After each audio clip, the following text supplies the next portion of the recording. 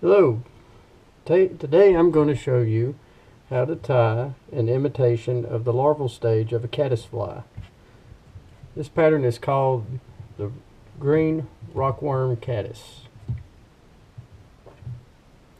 So I've put my hook in the vise. That's a number 16 wet nymph hook. You can use your favorite size wet nymph hook from 10 down to 18, 20. 16 is a fairly common size and kind of shows up real nice, so I chose 16. So what I'm going to do first is I'm going to take my thread, my black thread, and I'm going to start the thread right in behind the hook eye. And if you can't see that, where I've started at is right before the transition where the hook eye bends down, just right before that point. And then I'm going to build a nice thread base all the way back to the bend of the hook. And I'm going to take my scissors, I'm going to trim that little bit of excess right there. Maybe.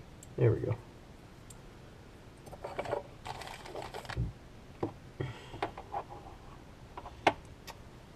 Now, I'm going to take some size 0.015 lead wire. I'm going to peel off about 2.5 to 3 inches of that, and I'm going to start it right at the point of the hook,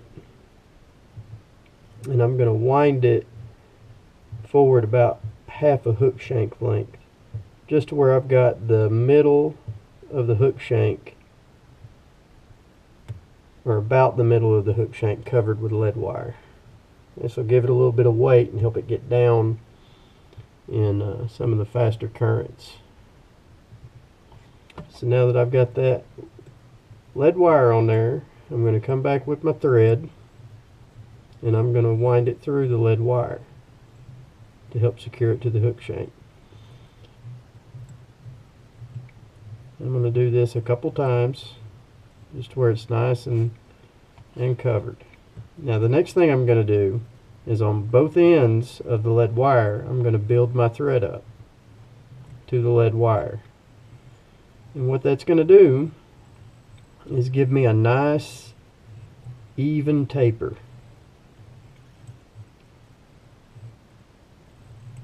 You see there? And I'm going to do the same thing on the back end. I'm going to start building the thread up so that I have a nice even tapered transition onto the lead wire, so I don't get like any bulk to the fly too quick. This will allow me to keep it nice and even and controlled. So now that I've got that, I'm going to take, this is your choice on this one, but there's a thing called dubbing wax. And what you want to do with it is you want to take, that's probably about 2-3 inches worth of thread, and you just want to coat, that may not be 3 inches, that's probably a little less. We just want to coat the thread with the wax, and I'm just kind of picking it on the thread there, and you can see it kind of left a little nice little white residue on there. And then I'm going to grab my dubbing. And what I'm going to do with the dubbing is I'm just going to touch it to the wax, and you can see how it's pulling the fibers from my hand onto the thread. And I'm going to do that till the first little bit is nice and covered.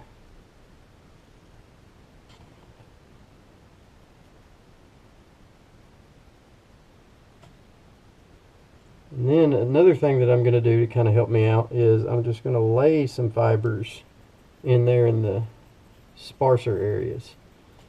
Once I've done that, I wet my thumb and forefinger a little bit, just a little tad. Just give me some grip, and I twist the fibers around the thread. See how that put them all right in place? And now the next thing I do is I try to thin the dubbing out toward this front part and leave it fatter toward the bottom part. And this is to help aid in building a taper when I'm wrapping it on the thread. So now that I've got that set on there, it's time to wrap the abdomen. So I just start real slow, one wrap in front of the other, building up a nice tapered abdomen.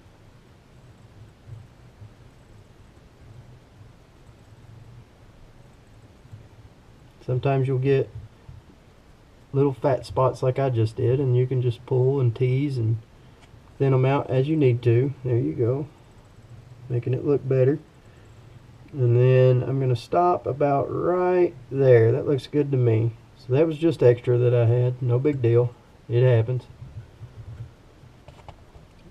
I'm just going to pull it down and out of the way, and I'm going to do the same thing with my dubbing wax again, only this time a smaller portion.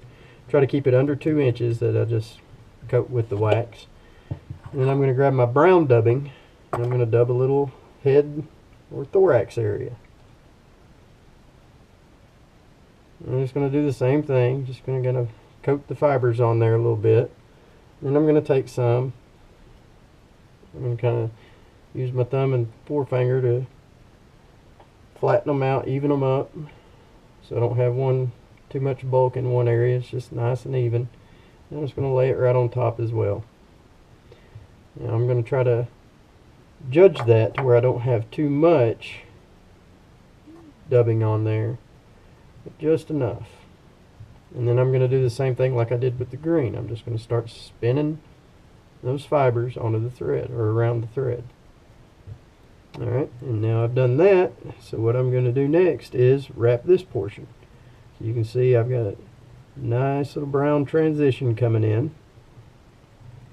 I just want to build that up to where it starts off at about the same taper as the green left off at, and that's kind of about where I'm at right there.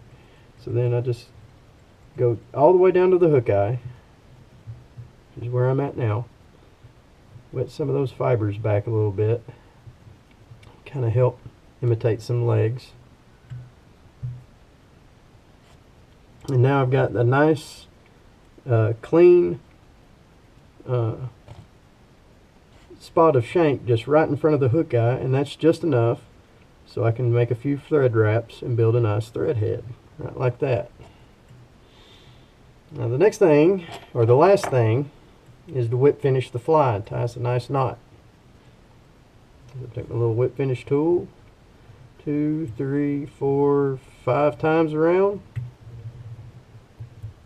pop her right out, snug that thread up,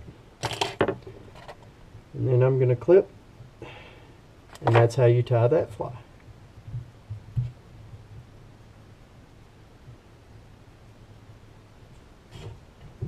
Thanks for watching.